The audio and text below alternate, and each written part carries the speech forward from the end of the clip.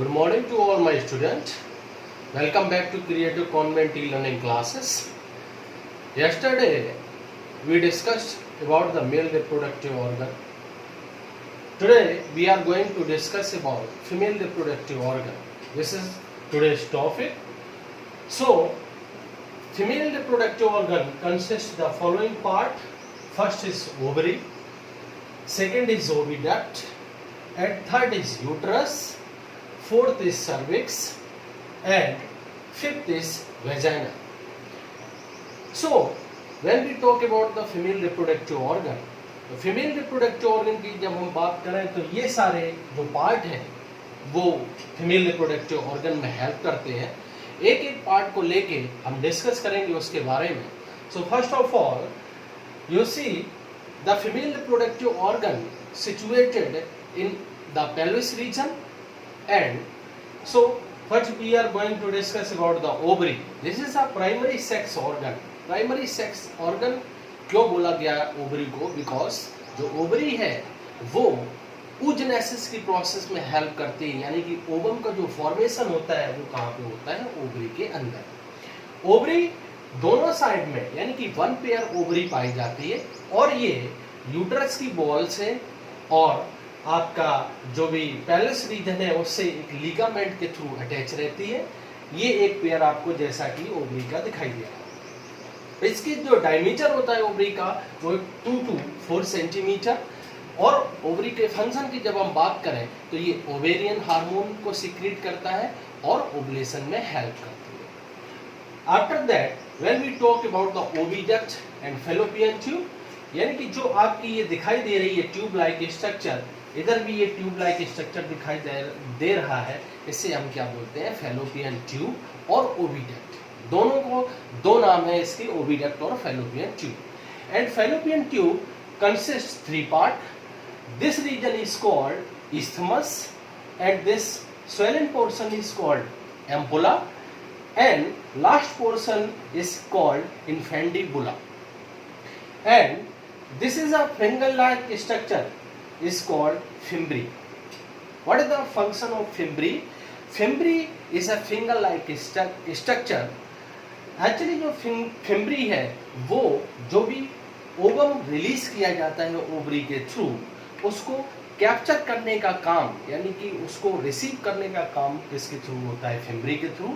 फिर ये ओवम इन्फेंटिबुलम से होते हुए कहाँ किसकी तरफ मूव करता है? एम्पुला की तरफ. और जो फर्टिलाइजेशन की बात करें अगर हम, तो फर्टिलाइजेशन फीमेल के केस में जो इस्थमस और एम्पुलरी रीजन जहाँ पे दोनों ज्वाइन करते हैं, तो फर्टिलाइजेशन की प्रोसेस कहाँ पे होती है? The junction where ampulla and isthmus are join. उस रीजन में किसका होता है? जो ओवम है और जो स्पर्म है उसका फ्यूजन होता है, जिसे हम क्या बोलते हैं? फर्टिलाइजेशन. ये कई बार नीट की एग्जाम में पूछा जा चुका है कि फर्टिलाइजेशन कहाँ पे होता है फीमेल में, तो उसका एग्जैक्ट आंसर है क्या? इस्थमस और एम्पुला जहाँ पर ज्वाइन करते हैं उस रीजन में फर्टिलाइजेशन होता है फीमेल के केस में. इसके बाद हम बात करते हैं यूट्रस की. ये जो पोर्शन आप देख रहे होंगे, ये जो यूट्रस ये कैसा होता है? पियर शेप होता है, इन्वर्टेड पियर शेप स्ट्रक्चर है. ये यूट्रस के अपर पार्ट को हम क्या बोलते हैं? Uterine fundus. और ये जो इतना पोर्शन दिखाई दे रहा है इन्वर्टेड पियर से, इसको हम क्या बोलते हैं? यूट्रस. और इसका दूसरा नाम होता है बोन. अब जब यूट्रस की हम बात करते हैं तो यूट्रस में 3 लेयर होती है. सबसे जो इंटरनल लेयर होती है उसे हम बोलते हैं इंडोमेट्रियम. ड्यूरिंग मेंस्ट्रुअल साइकिल जब फीमेल में मेंसेस होती है तो इसी इंडोमेट्रियम में क्या होती है? डैमेज होती है, जिससे फीमेल में ड्यूरिंग मेंसेस ब्लीडिंग होती है. और इसके बाद जो ये थिक पोर्शन दिखाई दे रहा है यानी कि जो थिक लेयर होती है इसे हम बोलते हैं मायोमेट्रियम. मायोमेट्रियम जो है ये चाइल्ड बर्थ के समय जो भी आपका यहाँ पे जो डेवलपिंग फिटस है उसको इजेक्ट करने में कौन हेल्प करता है? Myometrium during child birth. Because इसमें कॉन्ट्रैक्शन होता है जिससे जो भी फीटस है वो आगे वेजाइना की तरफ मूव करता है. Last layer is called perimetrium. Perimetrium का सिर्फ यही फंक्शन होता है कि ये जो यूट्रस है उसको प्रोटेक्शन प्रोवाइड करता है. After that, cervix. This region is called cervix and form a canal-like structure, so called cervical canal. जो सर्विक्स रीजन है उसमें एक कैनाल लाइक स्ट्रक्चर फॉर्म होता है, उसे हम क्या बोलते हैं, सर्वाइकल कैनाल, या फिर जो सर्वाइकल कैनाल है उसी को हम क्या बोलते हैं, बर्थ कैनाल। क्योंकि पॉस्चुरेशन के टाइम में जो बेबी का बर्थ होता है उसमें जो ऑर्गन हेल्प करते हैं वो कौन से है, आपकी वेजाइना और सर्वाइकल कैनाल। यानी कि जो बेबी का बर्थ हो रहा है वो किसके थ्रू होता है, सर्वाइकल कैनाल और वेजाइना के थ्रू। इसके बाद जो आपकी वेजाइना है, वेजाइना जो है ये रिसेप्शन होता है, यानी कि जो भी स्पर्म जब मेल के द्वारा इजेक्ट किए जाते हैं वेजाइना में तो रिसीव करने का काम कौन करता है, वेजाइना। अब जैसे स्पर्म यहाँ पर रिलीज किए गए वेजाइना रीजन में सर्विक्स से होते हुए ये स्पर्म मूव करते हुए कहाँ पे जाते हैं, आपके स्थमस और एम्पुलरी रीजन में, जहाँ पे ओवम जो है वो पहले से प्रेजेंट होता है।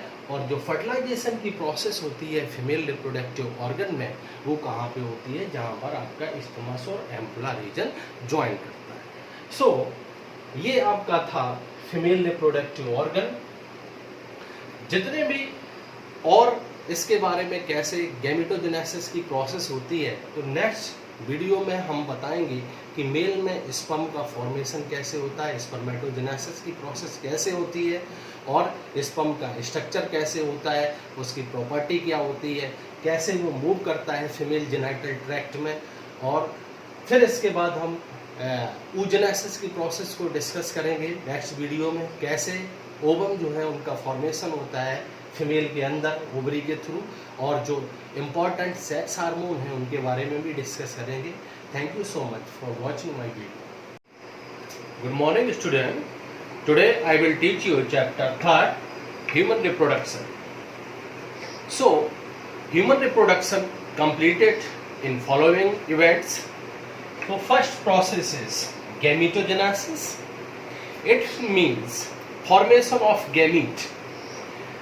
चाहे वो प्लांट के केस में हो और चाहे वो एनिमल के केस में, सबसे पहले प्रोसेस जो होती है वो कौन सी होती है, आपकी gametogenesis.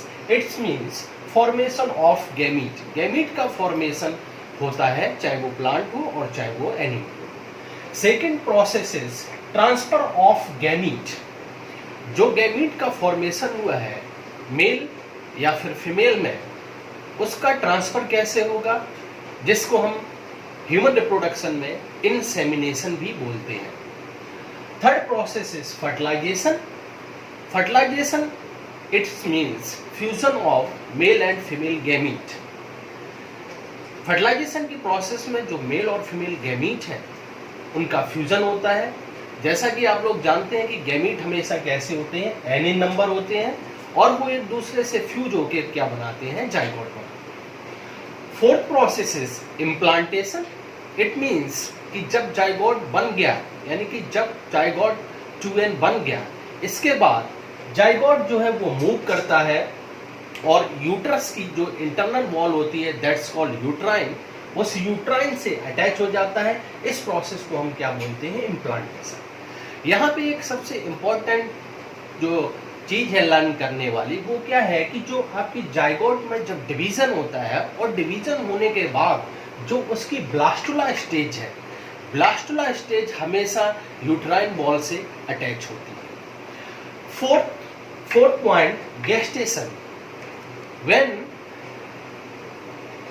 Implantation is completed then gestation में क्या होता है कि जो भी आपका ब्लास्टुला स्टेज जो अटैच हुआ है यूट्राइन वॉल से उसमें डेवलपमेंट होगा, और जब तक कंप्लीट डेवलपमेंट नहीं हो जाता है और जब तक चाइल्ड का बर्थ नहीं हो जाता है उस प्रोसेस को हम क्या बोलते हैं, जेस्टेशन। इसके बाद 6 प्रोसेस जो होती है उसको बोलते हैं पॉस्चुरेशन, या फिर हम इसको क्या बोलते हैं, चाइल्ड बर्थ। यानी कि जब एम्ब्रियोजेनेसिस की प्रोसेस कंप्लीट हो जाती है, एम्ब्रियो में कंप्लीट डेवलपमेंट हो जाता है, इसके बाद आपकी जो प्रोसेस आती है वो कौन सी आती है, parturition. After that we will discuss about the male reproductive system. Male reproductive system का डिस्कस करेंगे हम इस चैप्टर में। फीमेल रिप्रोडक्टिव सिस्टम के बारे में डिस्कस करेंगे, कैसे फ्यूजन होता है गैमीट्स का, कैसे जाइगोट फॉर्मेशन होता है और कैसे जाइगोट की जो ब्लास्टुला स्टेज होती है वो अटैच होती है यूट्राइन वॉल से। इस चैप्टर में उनके बारे में हम डिस्कस करेंगे। सबसे पहले डिस्कस करते हैं mail reproductive system. Male reproductive system की जब हम बात करें तो फर्स्ट ये 3 इवेंट में कंप्लीट होता है, या ऐसे हमने 3 इवेंट में डिवाइड कर लिया है। First a pair of testis. Human के केस में एक पेयर टेस्टिस का पाया जाता है, और जो टेस्टिस होती हैं ह्यूमन के केस में वो कैसी होती हैं, एक्स्ट्रा एब्डोमिनल। 2 टाइप की टेस्टिस पाई जाती हैं एनिमल में, एक होती है इंट्रा एब्डोमिनल और दूसरी जो टेस्टिस का टाइप होता है वो होती है extra abdominal. It means outside of the abdomen cavity which is found in case of human. अब ये टेस्टिस आउटसाइड क्यों होती है उसका भी रीजन होता है, क्योंकि जो टेस्टिस का जो टेम्परेचर है वो ह्यूमन बॉडी से 2 to 2.5 डिग्री सेल्सियस बिलो होता है, जिससे होता क्या है कि जो स्पर्मेटोजेनेसिस की प्रोसेस है, इट मीन्स जो फॉर्मेशन ऑफ स्पर्म है वो इजीली हो पाता है, क्योंकि जो स्पर्मेटोजेनेसिस की प्रोसेस है उसमें लो टेम्परेचर जो है वो रिक्वायर्ड होना बहुत ही जरूरी है। Third part is accessory duct और ग्लैंड। एक्सेसरी ग्लैंड्स जो होती हैं, कुछ हमारे रिप्रोडक्टिव सिस्टम की एक्सेसरी ग्लैंड है, जैसे सेमिनल वेस्किल है, बल्बोयूरेथ्रल ग्लैंड है और आपकी प्रोस्टेट ग्लैंड है। इनके बारे में अभी हम डिस्कस करने जा रहे हैं जस्ट। तो ये क्या है, आपकी एक्सेसरी ग्लैंड्स हैं जो कि ह्यूमन रिप्रोडक्शन में हेल्प करती है। Third is external genitalia. जो एक्सटर्नल जेनिटेलिया हैं ये भी रिप्रोडक्शन में हेल्प करते हैं, तो इनके बारे में भी हम डिस्कस करते हैं। तो first of all we are going to discuss the male reproductive organ. So you see here, this is a structure of male reproductive organ. As you know, in case of male, one pair of testes is present which is extra abdominal. I told you before some time कि जो testis है वो कैसी होती है, extra abdominal होती है। जब स्ट्रक्चर ऑफ एलएस हम टेस्टिस का देखें तो यहाँ पे हम देख रहे हैं structure of LS of testis. तो यहाँ पे देख रहे हैं कि जो टेस्टिस है, टेस्टिस जो है वो स्क्रोटम से कवर्ड होती हैं, जो कि एक पाउच लाइक स्ट्रक्चर होता है, उसके अंदर टेस्टिस प्रेजेंट होती है। Testis contain 2 membrane. Outer membrane is called tunica vaginalis and inner layer is called tunica albuginea. यानी कि जो टेस्टिस है उसमें 2 मेम्ब्रेन पाई जाती है। Outer membrane is called tunica vaginalis and internal layer is called tunica albuginea. After that जो testis है उसके अंदर छोटे छोटे ये ऐसे कंपार्टमेंट पाए जाते हैं जिनका नंबर होता है 200 to 250, 100। ये जो कंपार्टमेंट होते हैं इनको हम बोलते हैं टेस्टिकुलर लोब्यूल, और इन टेस्टिकुलर लोब्यूल के अंदर एक बहुत ही क्वाइल्ड स्ट्रक्चर पाया जाता है, इसको हम बोलते हैं सेमनीफेरस ट्यूब्यूल। हर एक टेस्टिकुलर लोब्यूल के अंदर 1 से 3 सेमनीफेरस ट्यूब्यूल पाई जाती हैं, और जो स्पर्मेटोजेनेसिस की प्रोसेस है वो किसके अंदर होती है, आपकी सेमनीफेरस ट्यूब्यूल के अंदर डन होती है। इसके बाद हम बात करते हैं ये एक पतली पतली ट्यूब लाइक स्ट्रक्चर है, इसे हम बोलते हैं रेटेड टेस्टिस। और फिर इसके बाद जो नेक्स्ट पोर्शन है इसे हम क्या बोलते हैं, एपिडिडाइमिस। और फिर इसके बाद ये जो ट्यूब लाइक स्ट्रक्चर गया है ऊपर जाके, इसे ही हम क्या बोलते हैं, was difference. After that was difference जो है ये ट्यूब लाइक स्ट्रक्चर होता है, ये वॉस डिफरेंस यानी कि जो मेल में बेसिक्टोमी होती है, जिसे हम पुरुष नसबंदी भी बोलते हैं, तो बेसिक्टोमी में ये जो वॉश डिफरेंस है इसको यहाँ से कट कर दिया जाता है और फोल्ड करके इसको बेंड कर दिया जाता है। ये नेक्स्ट चैप्टर में हम बताएंगे, बट यहाँ थोड़ा सा बताना जरूरी था। फिर इसके बाद अब हम अगर बात करें कि एक्चुअली में स्पर्मेटोजेनेसिस की प्रोसेस होती कहाँ है, तो ये जो सेमनीफेरस ट्यूब्यूल है इसकी जो इंटरनल वॉल होती है उसके अंदर जर्म सेल होती हैं। क्या होती हैं, जर्म सेल। तो जर्म सेल में मियोटिक और माइटोटिक डिवीज़न होता है और जिससे आपकी जर्म सेल यानी कि स्पर्म का फॉर्मेशन होता है। और इन स्पर्म, ये जो स्पर्म बने हुए हैं, और यहाँ पे एक टाइप की सेल और पाई जाती हैं जिनको हम बोलते हैं सैटोली सेल। ये सैटोली सेल इन डेवलपिंग स्पर्म को नरिशमेंट प्रोवाइड करने का काम करती है। अब जो इंटरस्टिशियल स्पेस होता है सेमिनिफेरस ट्यूब्यूल में, और वहाँ पे एक टाइप की और सेल पाई जाती है जिनको हम क्या बोलते हैं, लीडिंग सेल। लीडिंग सेल भी बहुत इंपॉर्टेंट जो है अपना अहम रोल निभाती हैं, क्योंकि जो एंड्रोजन हार्मोन है जिसे हम टेस्टोस्टेरोन भी बोलते हैं यानी कि मेल सेक्स हार्मोन, वो किससे रिलीज होता है, आपकी लीडिंग सेल्स। जैसे स्पर्मेटोजेनेसिस की प्रोसेस कंप्लीट होता है, स्पर्म का फॉर्मेशन होने के बाद जब स्पर्म है ये आपकी जो छोटी छोटी ये ट्यूब लाइक स्ट्रक्चर दिख रहे हैं जिसे हम बोलते हैं रेटे ऑफ टेस्टिस, इससे होते हुए ये इसका पैसेज है, फिर जाते हैं एपिडिडाइमिस में। एपिडिडाइमिस में स्पर्म का मैचुरेशन होता है, और जब स्पर्म मैच्योर हो जाते हैं तो एपिडिडाइमिस से होते हुए कहाँ पे जाते हैं, आपके वॉश डिफरेंस में। वॉश डिफरेंस जो है ये आपके यूट्रस के पास एक जो ट्यूब लाइक स्ट्रक्चर दिखाई दे रहा है, इसको क्या बोलते हैं, वॉश डिफरेंस। और जब स्पर्म यहाँ पे आ जाते हैं तो आपकी एसेसरी ग्लैंड मैंने अभी बताई थी, 3 टाइप की एसेसरी रिप्रोडक्टिव ग्लैंड्स पाई जाती हैं। जो सबसे अपर वाली ग्लैंड है, दोनों एक पेयर पाया जाता है, इसे हम बोलते हैं सेमिनल वेसिकल। सेमिनल वेसिकल क्या करती हैं कि जो भी फ्लूइड है उस फ्लूइड को मिक्स करती हैं स्पर्म में, और ये जो फ्लूइड है वो रिच होता है फ्रैक्टोज से और कैल्शियम आयन से, जो कि इन स्पर्म को नरिशमेंट प्रोवाइड करती हैं। इसके बाद इन सेमिनल वेसिकल के नीचे एक और पेयर ग्लैंड का पाया जाता है जिसे हम बोलते हैं प्रोस्टेट ग्लैंड। ये भी एक एसेसरी रिप्रोडक्टिव ग्लैंड्स हैं जो कि फ्लूइड मिक्स करने का काम करते हैं। और इसके नीचे एक छोटी छोटी एक पेयर ग्लैंड का और पाया जाता है जिसे हम बोलते हैं बल्बो यूरिथ्रल ग्लैंड।